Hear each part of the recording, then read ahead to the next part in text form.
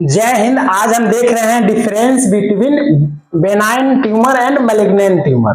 Benign tumour क्या होता है और मैलिग्नेंट ट्यूमर में क्या डिफरेंस है, दोनों पता चल जाएगा उसका फीचर के साथ साथ।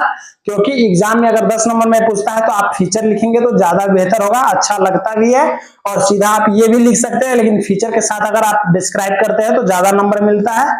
देखिए, पहला क्या है, जो ग्रो है। अब ग्रो क्या है, स्लो ग्रोइंग है, फास्ट ग्रोइंग है। यानी कि जो ग्रोइंग है, जो बेनाइन में है स्लो ग्रोइंग होगा, यानी धीरे धीरे ग्रो करेगा ट्यूमर। और जो मैलिग्नेंट है उसमें फास्ट ग्रोइंग है।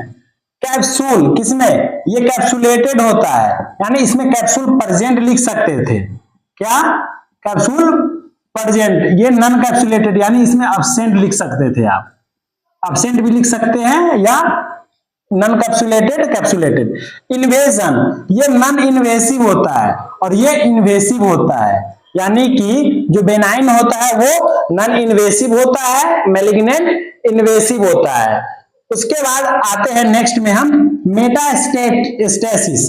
अब मेटास्टेसिस क्या है, ये क्या, नॉन मेटास्टेसिस, यानी इसमें अब्सेंट होगा, ये ज्यादा दूर तक नहीं फैलेगा।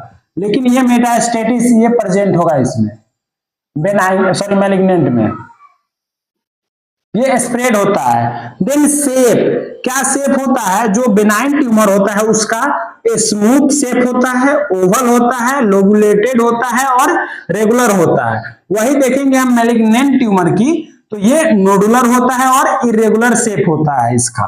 देन प्रोग्नोसिस, ये गुड प्रोग्नोसिस होता है। कौन, benign tumour is a good prognosis, malignant tumour is a bad prognosis. आप इसको लैंग्वेज में भी लिख सकते हैं। Then pain, it is painless, यानी benign tumour is painless tumour, sorry painful tumour, यानी बेनाइन में पेन होगा और जो मैलिग्नेंट है वो पेनलेस हो जाएगा, क्योंकि वहां का सेंसेशन ही खत्म हो जाता है। जब सर जल जाएगा, खत्म ही हो जाएगा, तो कोई इफेक्ट ही नहीं पड़ेगा।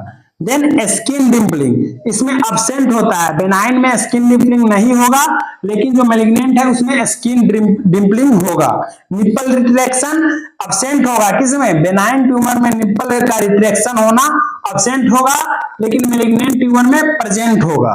और उसके बाद है ग्रोथ रेट, ग्रोथ रेट इसका लो होगा, किसका, जो बेनाइन ट्यूमर है उसका ग्रोथ रेट लो होगा, और इसका ग्रोथ रेट रैपिड होगा, यानी ज्यादा जल्दी फैलेगा, एक ऑर्गन से दूसरे ऑर्गन में जाएगा। लास्ट है डैमेज, ये स्मॉलर एरिया को डैमेज करेगा और ये रिलेटिवली लार्जर एरिया को डैमेज करेगा। कौन, benign relatively smaller area damage and malignant relatively larger area damage.